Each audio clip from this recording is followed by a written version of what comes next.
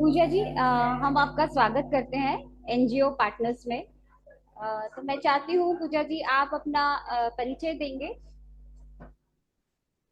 जी नमस्ते। मेरा नाम पूजा शर्मा है जी। और मैं एक संस्था को चलाती हूँ जिसका नाम ब्राइट द सोल फाउंडेशन है। जी। इसके अंतर्गत में बुजुर्ग बेसहारा लोग और जी। ऐसे बच्चे जिनके कोरोना काल में माता पिता की मृत्यु हो चुकी है, जी। उनको रेस्क्यू करती हूँ रोड साइड से, और उनको 3 टाइम का खाना, रहना और कपड़ा उनको मैं फ्री में, मुफ्त में मुहैया करवाती हूँ। जी। इसके अलावा जो लवारिस लाशें होती हैं, जो कि अनक्लेम्ड होती हैं जी। और जिनका कोई नहीं होता, उनका मैं अपने हाथों से दाह संस्कार करती हूँ। दिल्ली पुलिस और गुड़गांव पुलिस की तरफ से मुझे ये लवारिस लाशें प्राप्त होती हैं। बहुत ही अच्छा काम कर रहे हैं ये पूजा जी आप, और वाकई में तारीफे काबिल है आपका काम, क्योंकि बीइंग लेडी, एक महिला होकर आप इतना अच्छा काम कर रही है, तो हम आपको सराहते हैं कि आप ये समाज सेवा कर रहे हैं। तो मैं अब आगे एक और प्रश्न में चलना चाहूंगी। जी। मैं चाहती हूँ कि पूजा जी आप बताएं कि आपको इस समाज सेवा में कितने साल हो गए समाज सेवा करते हुए। जी मैम, मुझे समाज सेवा करते हुए तकरीबन 5 से 6 साल हो चुके हैं। लेकिन ये जो सेवा है, इससे पहले मैं HIV एड्स पे काउंसलिंग दिया करती थी। जी। लेकिन ये जो मेरी सेवा है, लवारिस लाशों का दाह संस्कार करना, बुजुर्गों की सेवा करना, जी। बच्चों की सेवा करना, जी। ये मैंने सेवा शुरू करी थी मैम मेरी मम्मी और भाई की मृत्यु के बाद। ओके। जी, जी। मेरे भाई की निर्मम हत्या कर दी गई थी मेरी आंखों के सामने, अभी 13 मार्च। और 2 साल पहले मेरी मदर की ब्रेन हेमरेज से मृत्यु हुई थी। जी। मेरे भाई ने मेरे हाथों में दम तोड़ा था, तो मैं वो दर्द को बहुत करीब से जानती हूँ। और उस वक्त मुझे ये रियलाइज हुआ कि जिनका इस दुनिया में कोई नहीं होता, सच में उनका दर्द क्या होता होगा। मैंने 14 तारीख को अपने भाई का अपने हाथों से क्रिमेशन करने के बाद, और 15 तारीख से मैं इस सेवा में लग गई, क्योंकि मेरे फादर की मानसिक स्थिति इतनी नहीं थी कि वो अपने हाथों से अपने बेटे का दाह संस्कार कर सकते उस टाइम पे, क्योंकि एक जवान बेटे को खोने का दर्द शायद एक पिता ही समझ सकता है। जी। और मेरे पापा को हॉस्पिटल में भर्ती करा दिया गया था, क्योंकि उनकी मानसिक स्थिति बिगड़ गई थी। और मेरी जो दादी जी हैं वो खुद 90 से 91 वर्ष की हैं, और मदर की पहले मृत्यु हो गई थी। जी। उस वक्त सच बताऊं तो मैं बहुत टूट चुकी थी, क्योंकि मेरी आंखों के सामने मेरे भाई को गोली मारी गई थी, मेरे हाथों में मेरे भाई ने दम तोड़ा था, और मेरी मदद के लिए कोई आगे नहीं आया था। मैं अकेली लड़की अपने भाई को उठाकर और रोडों पे भाग रही थी, कोई रिक्शे वाला मेरी मदद नहीं कर रहा था उस टाइम पर। तो वो मंजर सच में ही अपने आप में बहुत खौफनाक और अंदर से तोड़ देने वाला था। लेकिन एक वक्त ये एहसास हुआ मैम कि जी। आज सच देखो तो मेरे पास कुछ भी नहीं बचा। ना मेरे पास माँ है, ना भाई है, मेरे पिता की मानसिक स्थिति बिगड़ चुकी है, 90 वर्ष की मेरी दादी जी हैं। तो मैंने इसी कमजोरी को अपना ताकत बना लिया, जी। और मैंने रोडों से लोगों को रेस्क्यू करना शुरू कर दिया, जिनका इस दुनिया में कोई नहीं है, ऐसे माता पिता जिनके बच्चों ने उन्हें त्याग दिया है, या जो रोड साइड में जी। लोग रह रहे जिनका इस दुनिया में कोई नहीं है, जिनके शरीर में कीड़े पड़ चुके हैं, जो मानसिक रोगी है, शारीरिक जी। रोगी है। जी। इन लोगों को मैं रेस्क्यू करने लगी, अपने पास रखने लगी। और शायद इन्हीं के बीच में मुझे मेरी खोई हुई माँ मिल जाए, मुझे मेरा खोया हुआ भाई मिल जाए। इसी सोच के साथ मैं इस सेवा को आगे बढ़ा रही हूँ। जी। तो काफी दर्दनाक कहानी है आपकी, और ये बात सुनकर हमें बहुत ही अच्छा लग रहा है कि जो भी हादसा आपके साथ हुआ है और इस हादसे को आपने एक पॉजिटिवली लिया है, और आप उस पर काम कर रही हैं, और आप चाहती हैं कि जैसा आपके साथ हुआ है ऐसा किसी और के साथ भी ना हो। और ये आपका बहुत ही अच्छा, हम मान के चलते हैं कि बहुत अच्छी सोच है। तो आप इस तरीके से समाज में आप सेवा दे रही हैं, तो ये भी बहुत तारीफ के काबिल है। तो मैं अब अगले प्रश्न में जाना चाहूंगी। मैं चाहती हूँ कि पूजा जी आप अपना अनुभव शेयर कर सकते हैं एनजीओ के साथ। मेरा अनुभव, मैं सच बताऊं तो इस सेवा को मैं अकेले लेके चली थी। और एक वक्त ऐसा भी था कि मेरे पास 35 से 40 लोग थे, और मेरे पास कोई बाहर का लोगों का कोई सपोर्ट नहीं था, कोई डोनर नहीं थे। एक वक्त ये आया कि जो लोग मेरे पास रह रहे थे उनको खिलाने के लिए मेरे पास अनाज भी खत्म हो चुका था। तो मेरी जो मम्मी थी उन्होंने मेरे शादी के लिए कुछ गहने बनाकर रखे थे जी कि सब, हर माँ की एक इच्छा होती है कल को मेरी बेटी की शादी होगी तो हम उसको ये देंगे वो देंगे। जी तो मैंने अपनी माँ की वो आखिरी निशानी उन गहनों को बेचकर जी और वहां पर अनाज भरवाया था। वहां पर 2 महीने का जो किराया चढ़ा हुआ था वो दिया था, 2 से 3 महीने का बिजली का बिल भरा था। जी जी तो कठिनाइयां तो सेवा में बहुत है, जी लेकिन मेरा मानना है कि अगर हम मेहनत के साथ और सच्चे जी दिल से सेवा को आगे बढ़ाएं तो हर कठिनाइयां हमको छोटी लगने लगती है। जी जी बिल्कुल बिल्कुल।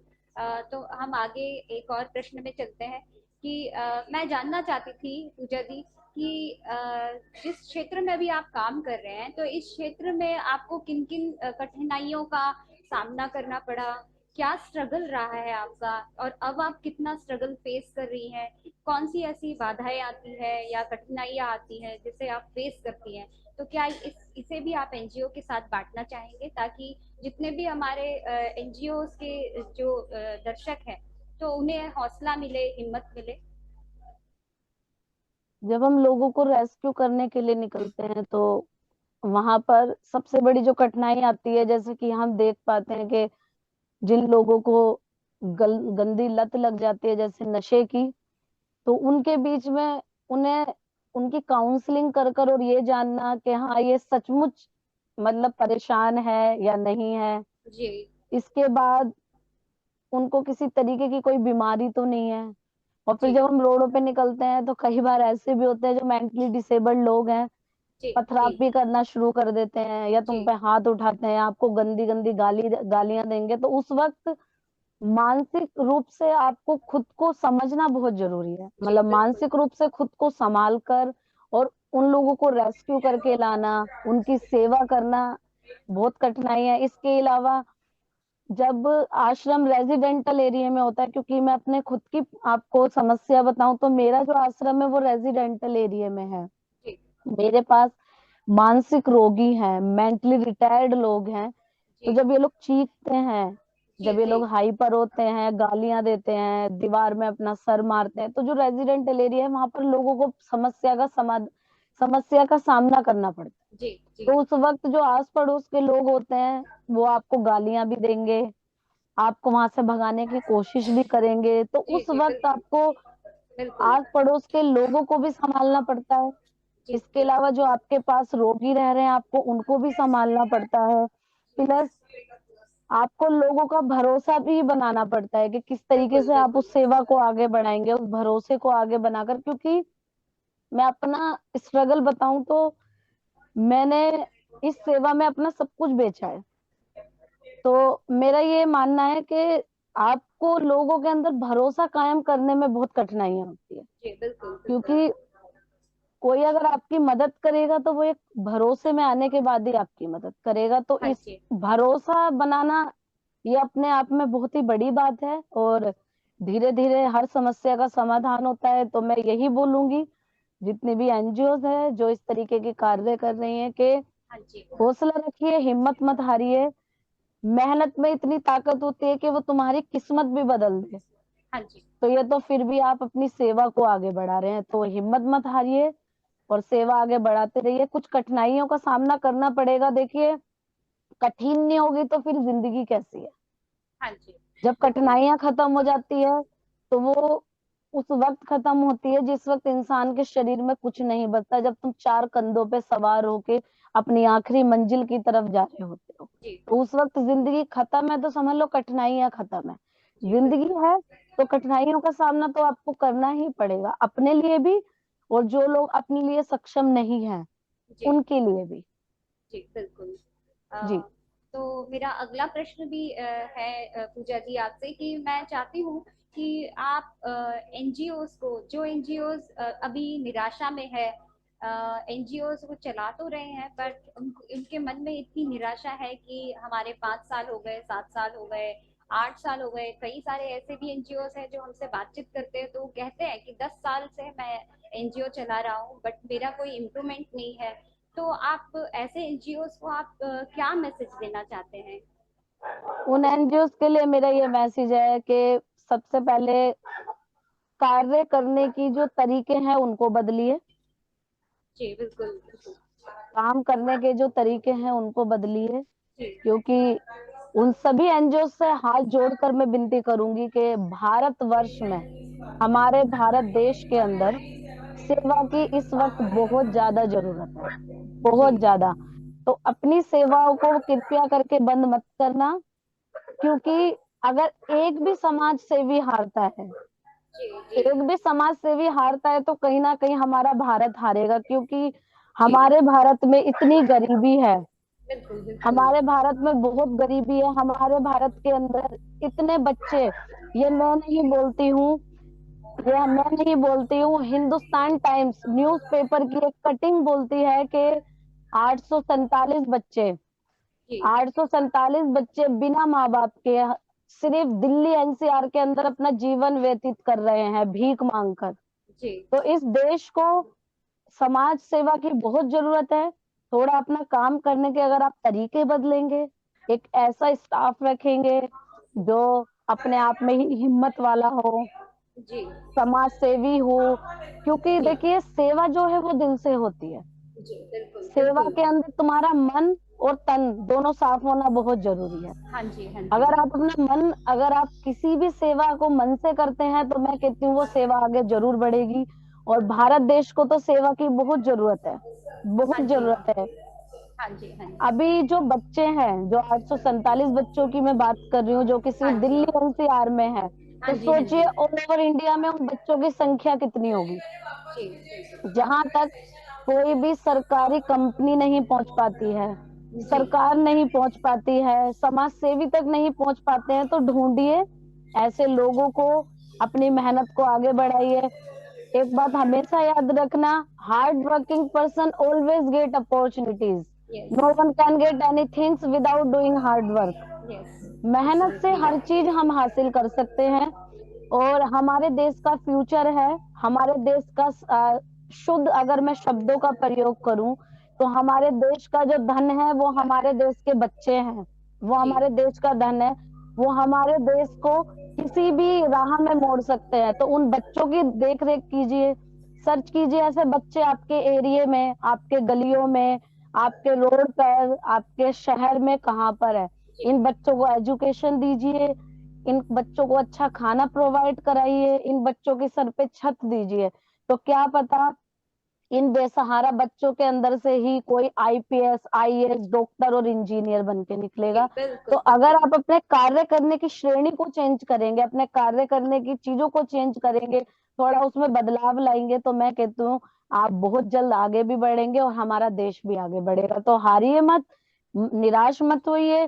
कठिनाइयां हर चीज में आती है, बिना जी कठिनाइयों के जीवन नहीं है। मैं फिर अपनी बात को दोहराऊंगी कि जिंदगी की कठिनाइयां उस वक्त खत्म होती है जिस वक्त आप एक चार कंधों पे सवार होकर अपनी आखिरी मंजिल की तरफ जा रहे होते हैं।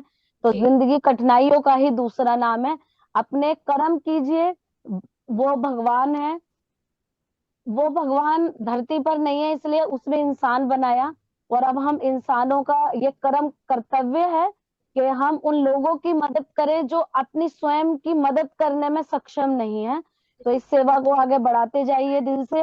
और मैं कहती हूँ राह मिलेगी, मेहनत करते जाइए, रास्ते अपने आप खुलते जाएंगे। वो ऊपर वाला भी उन्हीं लोगों का साथ देता है जिनके जो अपना तन मन और धन से दो तीनों तरीकों से सेवा को आगे बढ़ाते हैं। जी तो निराश बिल्कुल। बिल्कुल मत होइए, उन लोगों के लिए मेरा यही मैसेज है।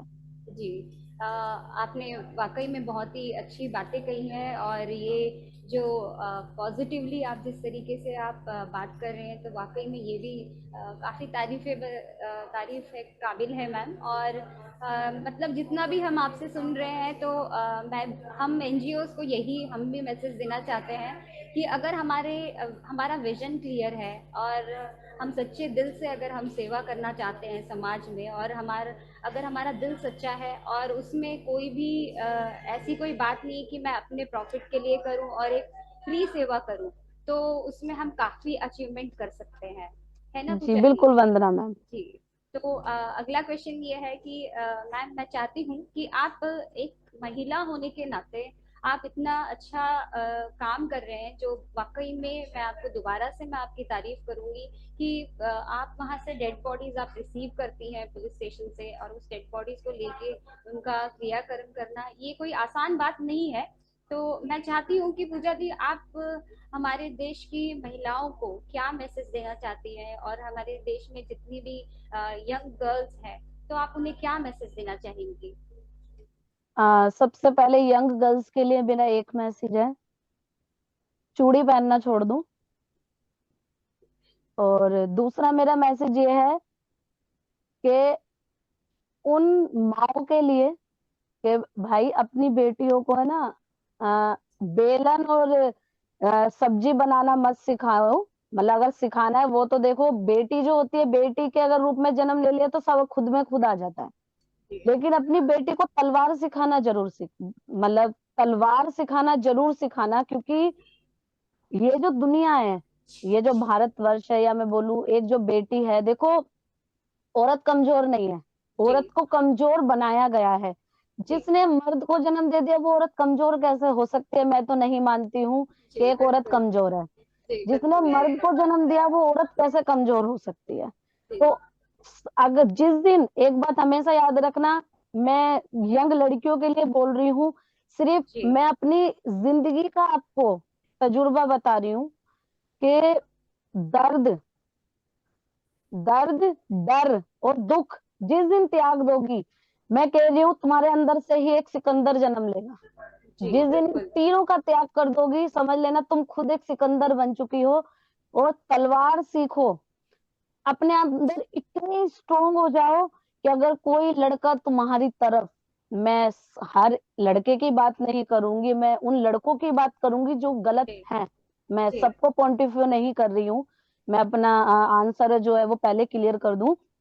जो कुछ गलत लोग हैं हमारे समाज में जिन्होंने इस भारत देश का नाम गंदा करा, जी जो कि इस तरीके के गंदे कार्यों को करते हैं, मैं उनके लिए ये बात कर रही हूँ कि अगर इस तरीके का कोई लड़का तुम्हें घूर के देखता है, तो लड़कियों अपने आप में इतनी मजबूत हो जाओ कि तुम उनकी आंखें नोच सको, ताकि जब पुलिस कर्मी आए ना, तो केस दर्ज उस लड़के के लिए तुम ना कर रही हो, उस लड़के के घर वाले तुम्हारे लिए कर रहे हो कि इनो जी इस लड़की ने मेरे बेटे की आंखें नोच ली। तो लड़कियों को इतना मजबूत होना चाहिए। दूसरा कि छोड़ दो समाज की चिंता, ये तो समाज वो है जिनने सीता को भी नहीं छोड़ा। जी तो ये समाज की चिंता करना छोड़ दो, अपने एम में आगे बढ़ो कि तुम्हें करना क्या है, जी जी तुम्हें आगे कैसे बढ़ना है। जिस दिन इन चीजों को त्याग दोगे, मैं कहती हूँ सबसे मजबूत। और वैसे भी हाँ, मेरे भारत देश के अंदर तो बहुत सी जिसे कहते हैं ना, ऐसी ऐसी महिलाओं ने जन्म लिया है। आप चाहे रानी लक्ष्मीबाई जी को देख लो, या मैं तो कहती हूँ भगत सिंह जी की माँ, जिन्होंने अपनी कोख से जन्म दे के अपने बेटे को और इस देश के लिए निछावर कर दिया। तो ऐसी बेटियां और ऐसी माया मेरे देश के सिवा तो कहीं मिल नहीं सकती हैं। तो जी रानी बिल्कुल लक्ष्मीबाई बनो, बिल्कुल। तलवारें उठा लो और अपने आप में मजबूत बनो। औरत कमजोर नहीं है। और जी कमजोर तुम्हें एक पुरुष प्रधान, जिसे कहते हैं ना, पुरुष प्रधान समाज ने बनाया है। जी औरत कमजोर नहीं है।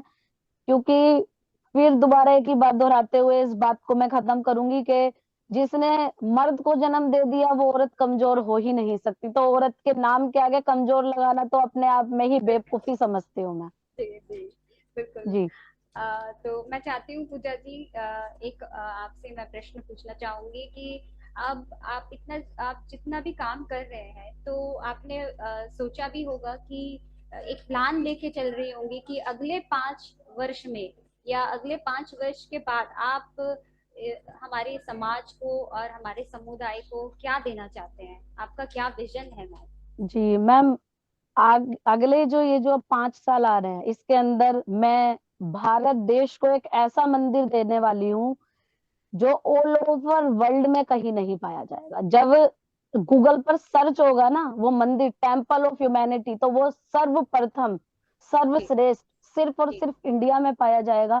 जिसके अंदर इंसानियत आगे बढ़ेगी, चाहे वो जी पशु हो, बच्चे हो, महिला हो, पुरुष हो, वृद्ध लोग हो, या जी लावारिस लाशें हो, मैं जिन भी चीजों का बात करूंगी, जिस जो भगवान की बनाई हुई नियति है, जी हर उस चीज को लेकर मैं सिर्फ इंसानियत को आगे जी बढ़ाऊंगी। बिल्कुल बिल्कुल। और मैं भारत देश को, सिर्फ समाज को नहीं, मैं पूरे भारत देश को एक ऐसा मंदिर सौंपूंगी जहां पर सिर्फ इंसानियत की पूजा होगी, जहां पर इंसान को इंसान समझकर सेवा की जाएगी, जहां पर जानवरों को भगवान की बनाई हुई ही एक नियति समझकर सेवा की जाएगी, जहां पर हर इंसान के लिए जगह होगी, जहां पर किसी वर्ग, किसी लिंग, किसी भी समाज के आधार पर इंसानों को नहीं नापा जाएगा, जहां पर सिर्फ इंसानियत आगे बढ़ेगी, सिर्फ इंसानियत आगे बढ़ेगी और सिर्फ इंसानियत को ही आगे बढ़ाया जाएगा। मैं भारत देश को एक ऐसा मंदिर सौंपने वाली हूँ आने वाले 5 साल के अंतर्गत। जी। तो पूजा जी, वाकई में आपका विजन बहुत ही अच्छा है। तो अब हम आखिरी प्रश्न में चलेंगे। हमारा आखिरी प्रश्न ये है कि आपने एनजीओ पार्टनर से क्या सेवा ली है, और एनजीओ पार्टनर से जो सेवा आपने ली वो आपको कैसी लगी? एनजीओ पार्टनर्स की कोई ऐसी नकारात्मक कोई बात आपको लगी हो तो क्या आप शेयर करना चाहेंगे? कोई हमारे वीक पॉइंट्स है, या आप हमसे शेयर कीजिए कि हम हमारी सर्विस आपको मैंने कैसी लगी है? जी जी वंदना जी, मैंने एनजीओ पार्टनर से ही अपनी एनजीओ रजिस्टर्ड करवाई थी। जी इसके अलावा जितनी भी हमारे एनजीओ को चलाने के लिए सर्टिफिकेट्स अगर मैं बोलूं, वो जी सभी मैंने एनजीओ पार्टनर से ही रजिस्टर्ड करवाए थे, हेल्प ली थी। जी और एनजीओ पार्टनर्स की एक तारीफ करना चाहूंगी कि ये जो बोलते हैं वो करते हैं। जी मतलब अ, जो बोलते हैं वो करते हैं। और एक जी तरीके से जैसे अगर हम देखें, जैसे लोग बिजनेस के पर्पस से हर चीज को लेते हैं, तो मैंने एनजीओ पार्टनर्स में वो चीज नहीं देखी। एनजीओ पार्टनर एक तरीके से एक रिलेशन बिल्डअप कर रहा है लोगों के बीच जी में। जी मतलब इतना बहुत ज्यादा अमाउंट भी नहीं है जी कि लोग अपनी एनजीओ रजिस्टर्ड करवाने में, जैसे कि अगर हम बाहर जाएं तो लोग ही जो दलाल बैठे हुए हैं जिस तरीके से पैसे खाते हैं, उनको अगर मैं नापूं तो मैंने एनजीओ पार्टनर्स की सेवा, मैं अगर 100 में से अगर मैं नंबर देना चाहूँ तो जी मैं 101 नंबर मतलब एनजीओ पार्टनर को देना चाहूंगी। जी 100 में जी से 101 नंबर। जी मतलब जो बोलते हैं वो करते हैं, और जी बहुत अच्छा आप लोग काम कर रहे हैं, और मैं तो कहती इसी तरीके से आप लोग भी कीजिए, क्योंकि हमारे समाज को सेवा की बहुत जरूरत है, इस देश को आगे बढ़ने के लिए सेवा की बहुत जरूरत है। और जब एनजीओ रजिस्टर्ड होंगी तभी ये सेवाएं आगे बढ़ पाएंगी। जी बिल्कुल बिल्कुल। अ, तो वाकई में अच्छी बात है ये। और मैं अब अंतिम चरण में चलेंगे। तो हम भी एनजीओस को एक मैसेज देना चाहते हैं कि जिस तरीके से आज पूजा जी ने अपने अनुभव को शेयर किया है और अपने अनुभव सभी एनजीओस के साथ बांटे हैं, तो मैं ही चाहूंगी कि सभी एनजीओस निराश ना हो और हिम्मत और हौसला रखकर अपने काम को कीजिए। और कोई भी, अगर आपको भी कोई क्वेरीज हो तो आप हमसे जरूर संपर्क कीजिएगा। सभी को नमस्कार। ठीक है, नमस्कार सभी को। नमस्ते।